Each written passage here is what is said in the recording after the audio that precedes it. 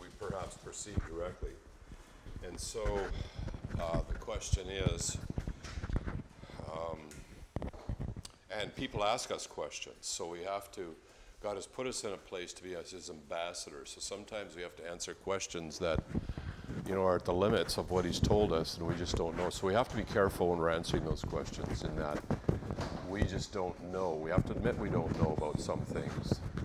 But at the same time, it's good for us to possibly think about stuff. And so that's what we're doing here. As soon as I get connected to this TV, what's the problem here? Upstairs TV. It couldn't connect at first. Almost now connecting. Yes. I want to see that full picture. What full It's picture? covered up. Your screensaver. Screensaver. Oh, that one. That's of, yeah, that's of Patty. Standing on Signal Hill, I think it's called, in Newfoundland. When the first transatlantic signal was back a long time ago. So I took a photo of her as she looked out across the Atlantic Ocean towards Ireland and Scotland. And there it is. Pardon me for the messy desktop. I got to clean that up. Every once in a while, you know, you got to clean stuff up. Well, every once in a while. Very intriguing picture from the bottom half. Yeah. There. Let's take a look at the bottom half. There it is.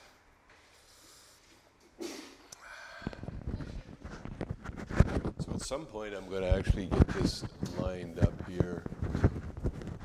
I think it's on. There we go. Okay, can we change our minds after death? We'll just finish off hell, and then we're going to go to the next section. But one of the great mysteries I find about our relationship with God is the importance of faith, the weight and importance he puts on faith. Without faith, it is impossible to please him, he said. So why is that? And I'm not sure we will ever fully understand why. Obviously, trust in a person is important if you want to have a deeper relationship with a person, between a husband and a wife, for example, between close friends, between close family. Trust is important, but it seems more than just that, because the faith has to happen in this life, not the next one. What I mean by that is that you make your choice in this life. So that raises the question, why can't we change our minds after death? And so it's just the way, like God has said, without faith it's impossible to please God.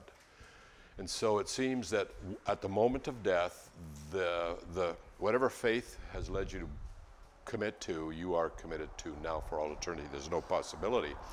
So we're not clearly told why, but C.S. Lewis has an interesting statement here, again on Mere Christianity.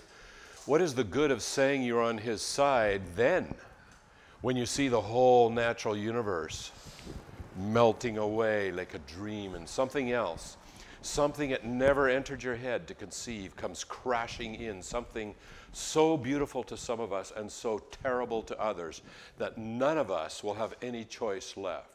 For this time, it will be God without disguise, something so overwhelming that it will strike either irresistible love or irresistible horror into every creature. It will be too late then to choose your side. There is no use saying you choose to lie down when it has become impossible to stand up. That will not be the time for choosing. It will be the time when we discover which side we really have chosen, whether we realized it before or not. So there's this idea of possible coercion, overwhelming of a person. For example, a very wealthy person will have a lot of friends, but are they really friends, you know? Because they are impressed with the enormity of the person's wealth. There's a story told by Max Lucado, probably a false story. I mean, a fiction, but it makes the point. Maybe it's true, I don't know. But it was about a soldier in World War II who was sent off from America to fight in Europe. And he picked up a used book. And in that used book were amazing little, well, really intriguing notes by the person who had once owned that book. Her name was Hollis Maynell. He didn't know a thing about Hollis Maynell, except he was very intrigued by her insight. And he managed to find out that Hollis, he was living in Florida, or that's where he was being trained and departing for Europe. Hollis Maynell lived in New York, and he managed to send a letter off to her asking if they could write before he left. And she said, sure. She didn't know a thing about him. He knew nothing about her other than he loved her mind and her insight. So in Europe, they've exchanged letters and so forth. And in one of those letters, he asked for a photo of her. But she said, she didn't send a photo. She said, you know, if you really do care for me as a person, it doesn't really matter what I look like. Now, some guys would have a massive red flag at that point. They would be thinking of something like, this woman must not be like, what does she look like? She's so bad she doesn't want to send pictures of herself or whatever. But anyways, he decided, they continued to write, and he just really found himself falling in love with this woman, even though he had never seen her. But in the correspondence and her insights and her personality and her mind and so forth. So finally the war ended. And he was coming back to New York City, and they had arranged to meet in Grand Central Station. And he would know her because she would be wearing a red rose, and he would be carrying the book that she had once owned. So they would be looking in Grand Central Station for people like that. So as he walks into Grand Central Station, he is scanning the audience. There's a lot of people, not audience, scanning the hundreds of people there for the woman with it. And just as he sees a middle-aged, not very attractive looking woman standing over by a pillar wearing a rose in her lapel, just as he spots her, a very impressive, extremely impressive young woman wearing a green coat, wearing a green dress, and sweeps by him, and he was like, it was hard not to be distracted by this woman, and she smiles at him, and she says, "Are you going my way?" And he says, for a moment, after having got a glimpse of that woman over by the pillar and this amazing woman just walked by him, he was almost tempted to just follow the woman and say, "Yeah, what you doing?" You know, but that deep bond that he'd already had with this woman. So he confessed he was bitterly disappointed because he had, I guess, maybe this is the woman I could marry, but she's like 15, 20 years older than him and not at all appealing to the eye. So he decided, no, I'm going to talk to Hollis over there by the thing. So he walks up to her and he said, "Hi, I am," whatever his rank and name was at the time, "and you must be Hollis Maynell. I am so glad to meet you." And she laughed and she said, "I don't know what's going on here, but that woman, there was a woman in a green dress, just walked out of the building." I get emotional at this, I'm sorry. People say, a bit romantic, but the lady said, she asked me, begged me to wear this rose, and she said, "If you ask me out for dinner," what she had just done, "then I'm to tell you that she's waiting for you in the restaurant across the street." So what's the point? The point is this. That woman, at least in the story, knew how her appearance skewed things in a man's mind. Suddenly it was just all about looks and not about personality. And she did not want to reveal her looks to this man until she put him through the test of whether he really did love her or not, for who she is and not for how she looks. So for that reason, she withheld her looks, and it had to be this other way, and then there was the test. So what C.S. Lewis is suggesting here is that when we see God, who's the Father of light and the origin of every good thing given and every perfect gift, that if we were to truly see beauty and purity and love and honor and power personified, it would be so massively overwhelming that God says, "No one can see me and live." No mortal in our eternal bodies we could. No one can see me and live. But at that point, your ability to make a free and honest choice is over. once you've seen God. So he wants us to enter into a relationship and a covenant and a love with him prior to him fully revealing just how amazing, how unspeakably, indescribably amazing he is. So that's what Lewis is suggesting. Whether he's right here, I do not know. But it suggests one reason why God has revealed just enough of him in this world so that we can make an honest decision whether we truly love this being or not, and whether we'll trust him, and trust is huge, or not. Whether we want to have nothing to do with, whether we reject him and turn away from him.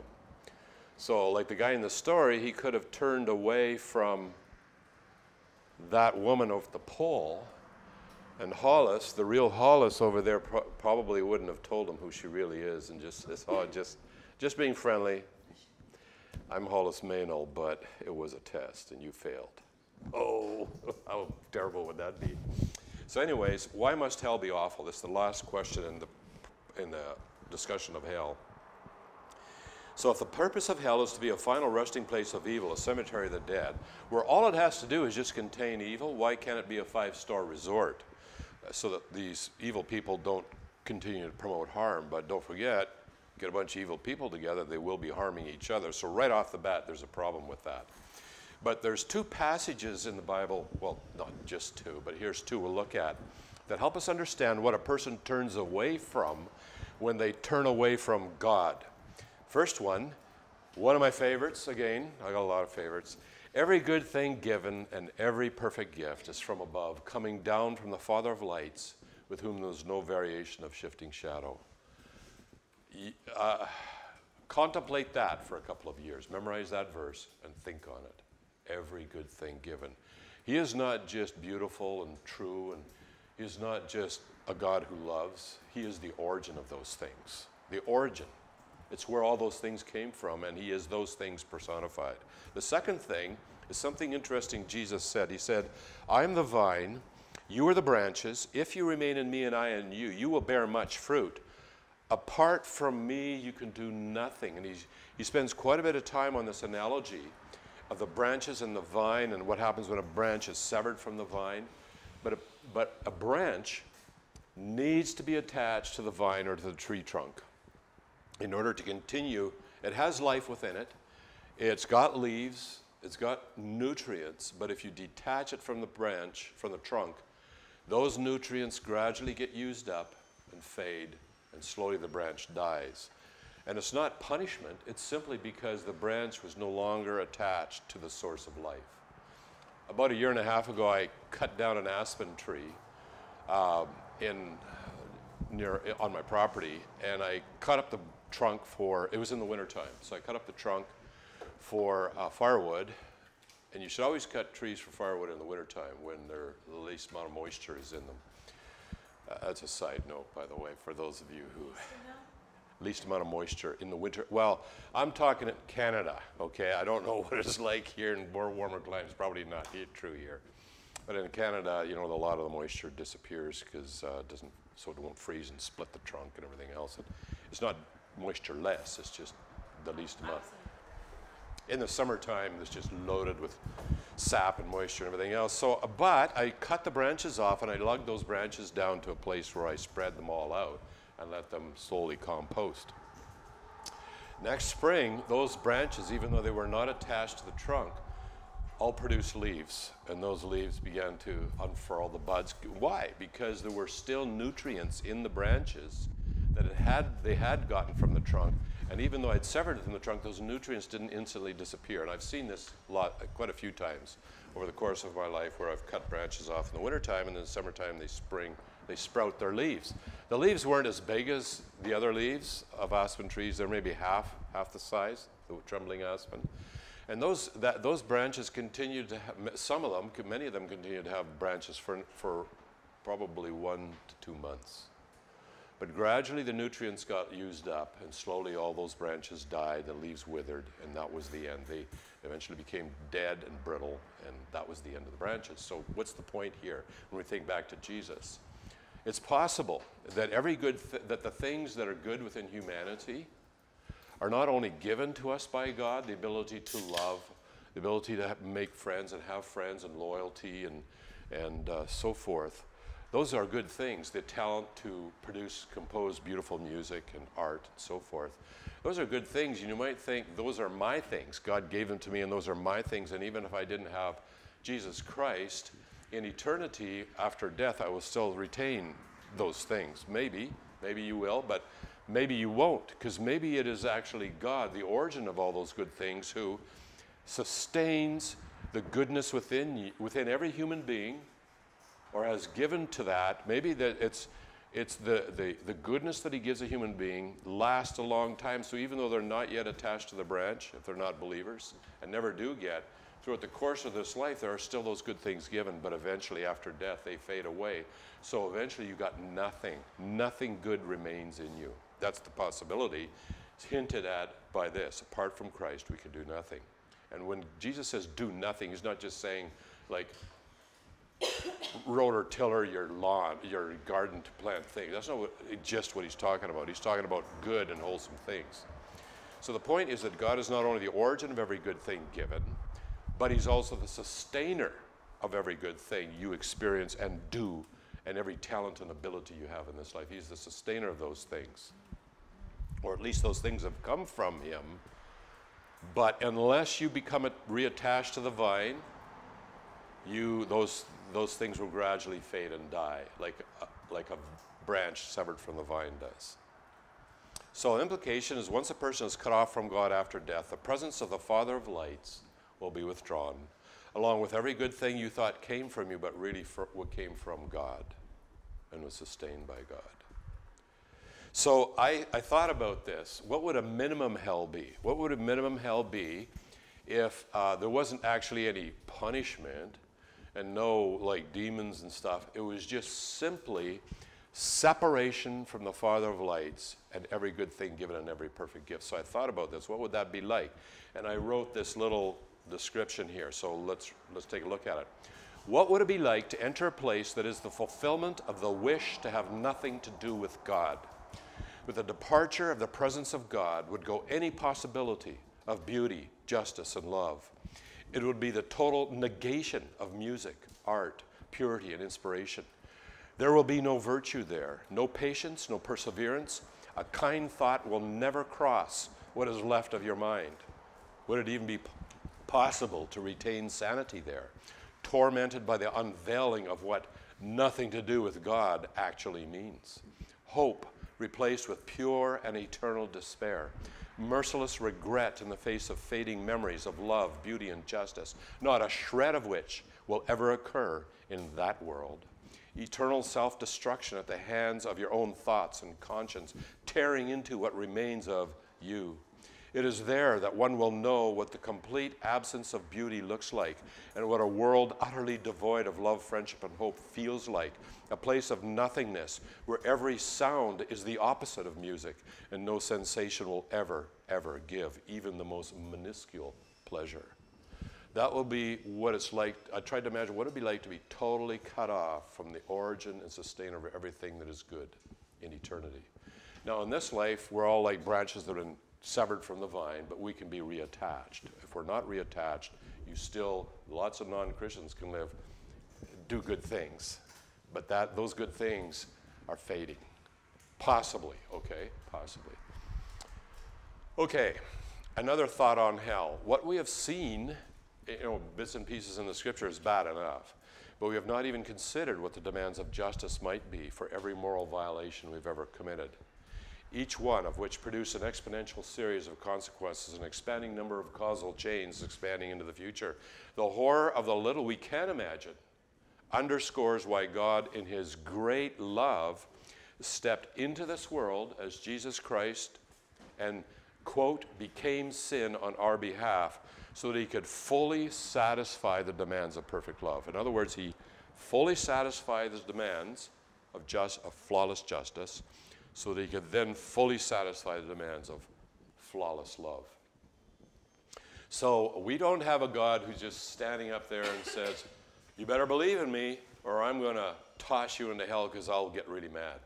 No, we have a case where we're already dead, who are already dying. The branches have already been detached from the trunk because of their own sin. And they are in a state of dying, and this is the eternal destiny of those people. God loves us, therefore sent his only begotten Son into the world to die for our sins, to fully meet the demands, to have all the iniquities of humanity laid on him, so that, and there's no greater way he could demonstrate his love. And so these are all things to think about when we're talking with people who are concerned about hell. Why is the final? Maybe that's what. Just as God has said that what heaven will be like has not even entered the heart of man, the final hell is likely far beyond our ability to fully grasp as far as being the opposite of heaven. Jesus did tell us that there will be, quote, weeping and gnashing of teeth, and he talked about it as the outer darkness and also described as the lake of fire. So you start putting all that together. Outer darkness, lake of fire, these are just terms. See, we use words, we invent words to describe things that we actually know about and experience. But nobody has been to hell. Nobody, I mean, we can imagine hell like a campfire that's gone out of control or something, but it's not like that. It's obviously bigger than that. It's a little contradictory that you have darkness and That's fire. right. That's right. Is it a black, like is it a fire? A black fire. That's even worse. A black fire you can't see. Yeah, I mean, there are such things, as long as you can't see in the infrared. Meanings. There's a couple of Greek interesting things. So outer, when he uses the outer darkness, that means the furthest or extreme darkness. Now that is interesting. You could not be further from God. It is the extreme opposite of being in Christ or being with God. It is the furthest, and he is the light of the world. There's many places. It's interesting to note how often God describes himself as being the light. But this is the opposite of that. It's the furthest extreme of that. It's not just partially light, a little bit of this. In this world, we have both heaven and hell, foretastes or little hints of heaven and hell in this world. In heaven, there's no hell, and in hell, there's no heaven. But in this world, there's kind of experiences of a little bit of both, so that we can more accurately make up our minds. So that's outer. Darkness is the Greek word skotos. It just means darkness or gloom, the most furthest extreme distance from the light. Now, gnashing was interesting. It occurs 13 times in the Bible, including 6 times describing hell. Although, when you look at bedag, it could refer to grinding one's teeth in pain. That's an external Bible, in other Greek literature in the first century. It could refer to that, and that's one of the usages of gnashing in pain. But for all 7 of the non-hell verses, it describes a state of extreme rage, where you are so over the top in rage that you're just grinding your teeth. Like I said, there were times, I grew up in a pretty violent, very violent school system, and sometimes, and I hated fights. I hated them. But there were times when I would take it, and I would take it, and then I would just lose it. And I know it's astonishing I didn't crush my teeth as the fists come out. It's just blinding rage. And I'm ashamed to admit these things, but you need to know I was very much as possible a peacemaker in my school days, despite all the heinous stuff. But I did crack once in a while. So this suggests that the final state of a person, once all goodness has died out of them, is a state of weeping extreme rage for all eternity. That's all that's left. Weeping extreme rage. Now, keep in mind, we don't know this for sure, okay? We're just inferring things from statements in the Bible, and we need to be very humble about what we infer. You don't have to be humble about what it clearly states. I mean, it's clearly stating something. But what the inferences that we make, the interpretations, we should always be careful and say, well, it looks to me that the final state of a human being will be at a rage that's just a weeping, blinding, completely insane rage. That's all that's left of a human being when you take everything that's good out of them.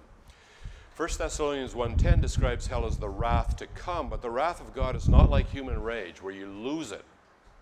Instead, it's often, you get this idea that it's a consuming fire that absolutely annihilates every trace of evil. So when Hophni and Phinehas, Phineas, the two sons of Aaron? Yeah. Okay, Hophni and Phinehas offer that different recipe for incense. A fire comes out from the presence of God and consumes them. And yet their tunics are still intact. But what you see is that when impurity is brought into the presence of God, in this world, when you drop a drop of sewage into your glass of water at the lunchroom table, the whole glass is contaminated. You want nothing to do, because it's this impurity that contaminates the pure. It's the opposite with God. When impurity is brought into the presence of God, it is instantly consumed and annihilated. There's nothing left of it.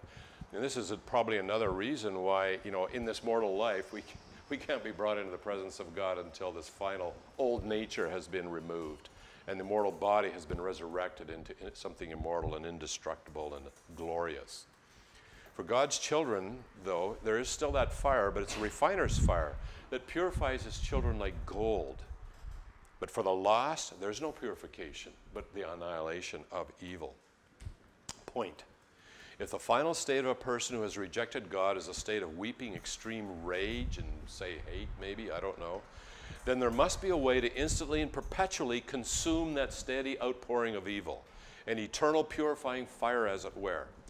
We must realize, however, that this is only an attempt to grasp the role of eternal fire, which is often referred to by Jesus. Is it literally a fire that operates at 412 degrees Fahrenheit, or whatever that kindling point for paper is? There's a sci-fi book with that title. I think it was by Ray Bradbury. I can't remember. I read it years ago. Is it that kind of fire, or is it a word we use, fire, to describe this eternal consummation of all the evil that's continually emitted by the lost? All we can say is we certainly do not fully grasp the wisdom of hell. Close on this, on the topic of hell. Do I have any pleasure in the death of the wicked, declares the Lord God? Rather that he should turn from his ways and live? Why will you die, O house of Israel? For I have no pleasure in the death of anyone who dies, declares the Lord. Therefore, repent and live. And you see this in Ezekiel 18. You see it again in let's see. I won't count through them right now, but it's in around 35, roughly. Roughly 35, somewhere in there. 38, maybe. Okay, so what you see God's heart is this is a horror God does not want any human to experience. But he's foreknown us from the foundation of the world, and according to whom he foreknew, he predestined, and whom he predestined, and so forth. So the bottom line is that it's not like what people think. God is all angry and he's going to get some satisfaction of tossing people. No, he's done the greatest thing possible to rescue all of humanity from hell, but few there be that find life, Jesus says, few. God's greatest desire, last quote statement here, is demonstrated by the greatest way he could demonstrate it. It's not revenge, it's not coercion, it's a simple fact of human existence, a simple fact of what happens when you detach the branches from the vine. Yes. I forgot your name. Blake. Blake. Was there a hell before the fall of Satan? I don't know. I don't know. I would say probably not, because it was prepared for the devil and his angels. So it seemed to me, as a mortal human, just thinking about this, that it would have been prepared after the fall of Satan and his angels as a final containment place for them. And there's something interesting about angels. We don't have time. Certain types of angels seem to dwell in fire or stars. Like literally, he will refer to them. There's a connection between angels and stars. At least figuratively, there's a connection. Okay, we don't know, but sometimes there's a lot more going on than what we realize in the physical world, and where it overlaps with the spiritual world. That's it for hell. Any questions on that before we move into Bible problems? Why did God command Abraham to sacrifice Isaac? What about the genocide of the Canaanites? What about rape culture? And what about slavery? Those are the last four things I want to cover. Yes, Tricia. Hophni and Phinehas are the sons of Eli. I was mistaken. I don't remember which sons were Aaron's. Yes, because Hophni and Phinehas were Eli's sons, weren't they? Yeah. Yeah. Anyways, it's not important. What's important is you remember the story. I hate it. I'm bad with names. Like I said, Olympic status here when it comes to forgetting names. But Blake, I will try to remember your name. There's some names I'm doing well on. Yes, no, Kate. Yeah. Where does it talk about healthy and Prepared for humans? the demons? Oh, the demons. I can't remember the reference off the top of my head, but it does. It states that he's prepared for the devil and his angels. There's a look to get your concordance out, or your computational concordance, and just punch devil and his angels or something like this, and it'll come up. Sorry? Is it New Testament? Hold it. Do I have it up and running? Yeah, just let me find that. Let me see. Matthew 25:41. Okay, there you go. Thanks, Matt. 25, verse 1? 41. 41. Yeah, there you go. You see it right there. NASB, ESB, CSB, and NIV, just for your enjoyment. That's it's nice because you can put your cursor. This is if you want a free. I'm sure you all got your free computational Bible software stuff, but there's one called. It's put out by Tyndale House at Cambridge University by an evangelical. Tyndale House is an evangelical Christian college at Cambridge. It's called. There again, bad with names. So let's just move on. Let's go now with the Bible difficulties. Is that for your computer, though? What? Is that for your computer, though, or your phone? Either. You don't download it. It's a live online cloud type thing, and it'll tell you the Greek, the Hebrew. You know, you can do Hebrew searches. Yeah, offline, then you're up a creek.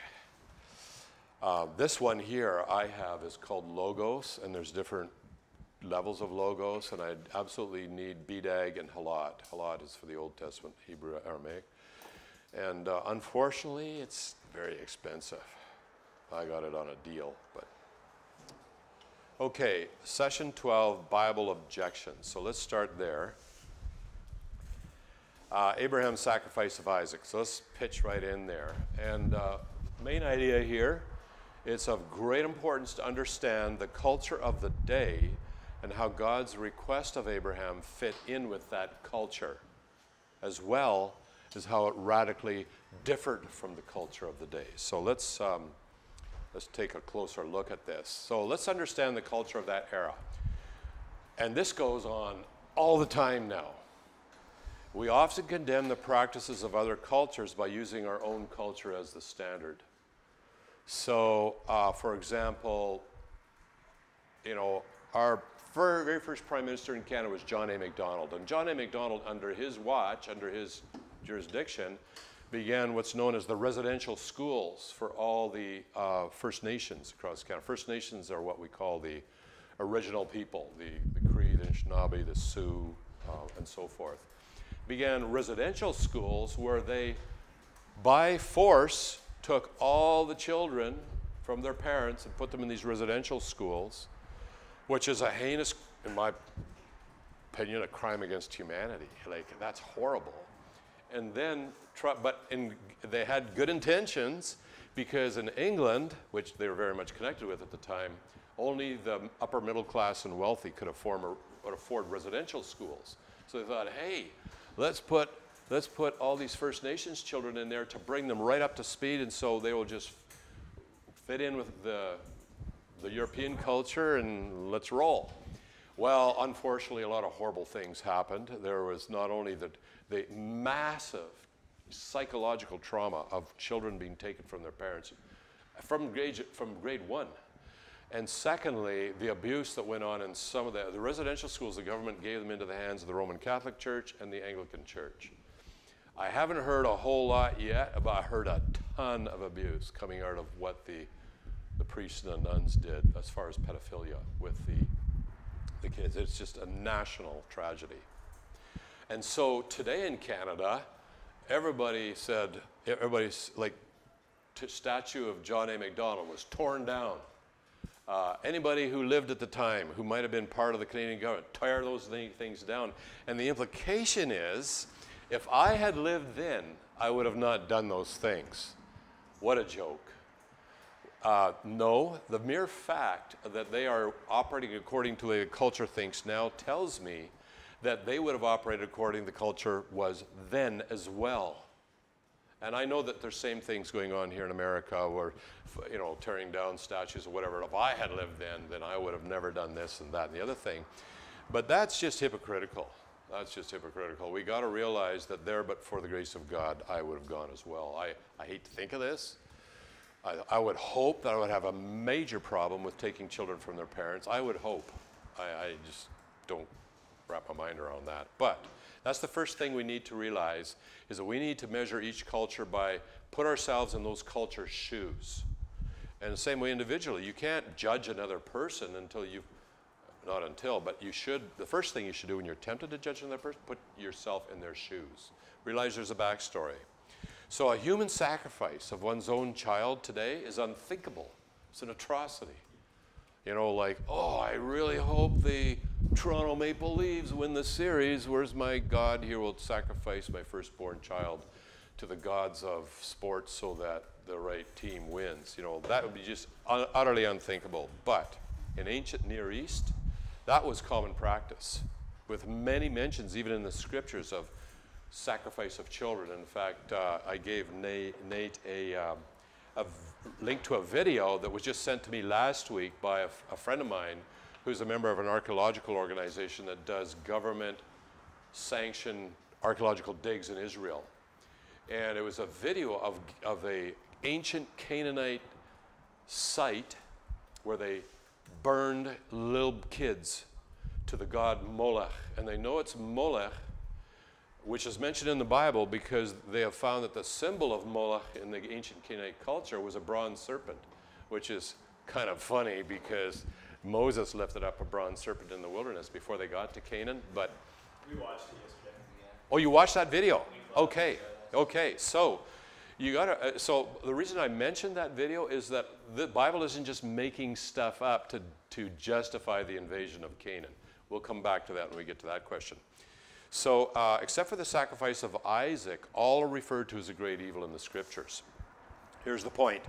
What is unthinkable in our culture was normal and accepted practice in the ancient Near East at the time, not only at the time of Abraham, but even centuries later at the time of Israel, even centuries throughout Israel.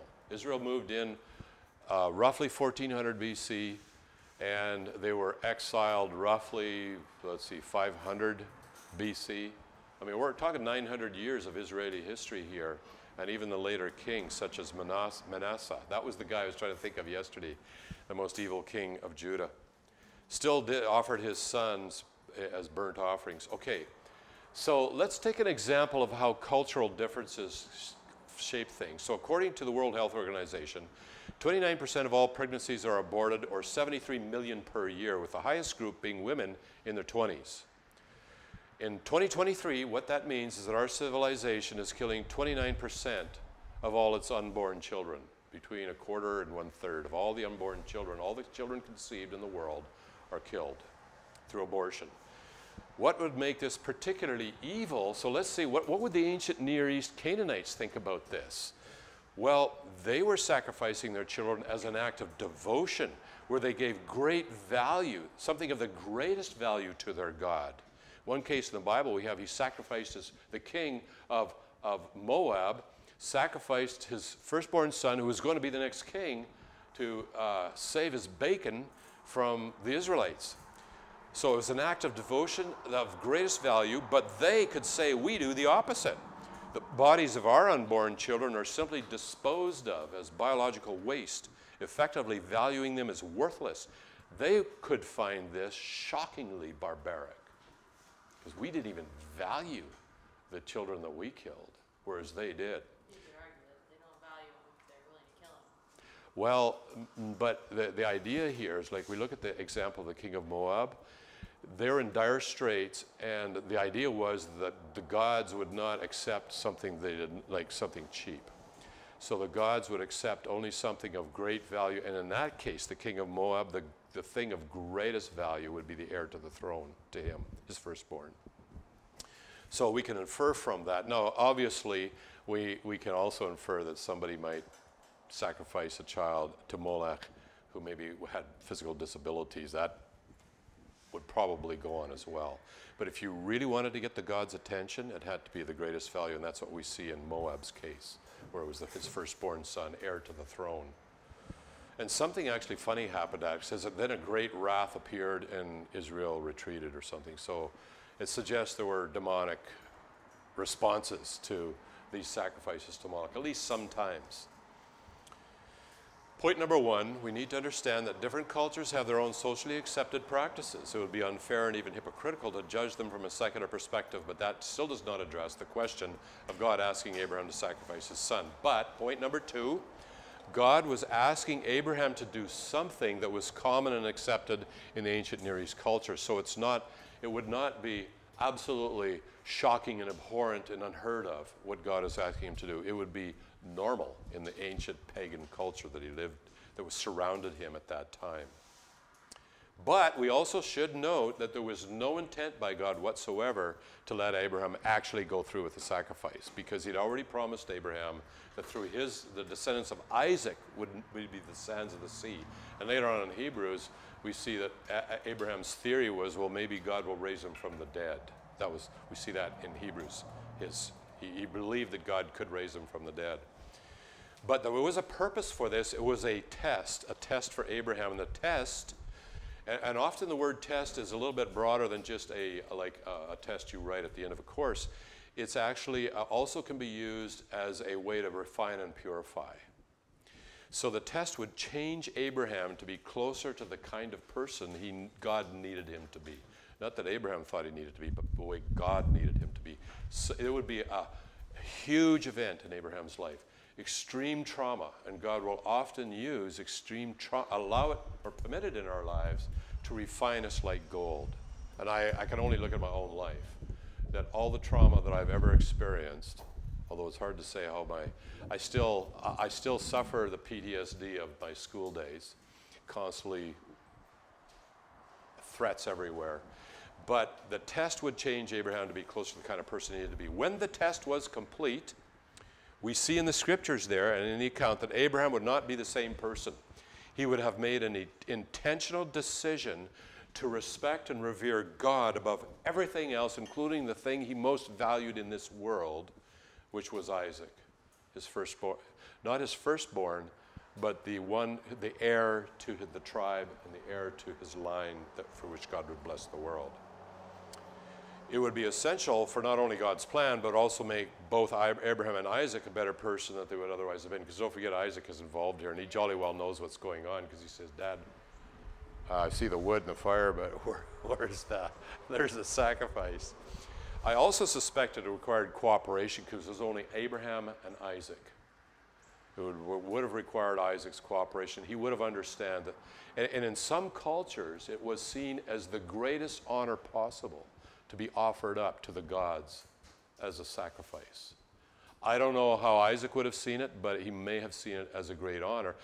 But it seems that there wasn't this massive fight, because let's say he was 12 years old at the time or something like that. And Abraham, don't forget, he's well over 100 years old. A 12-year-old can put up a pretty good fight if he knows he's going to die and he's going to get burnt and stabbed. He's going to be fighting for his life, and Abraham, it's going to be ugly. So I suspect that Isaac was cooperating as well. It was a holy event in both their minds. The test would change Abraham to be closer to the kind of person. Oh, wait a sec, I must have backed up here. Okay, Now, why did God let the test go so long?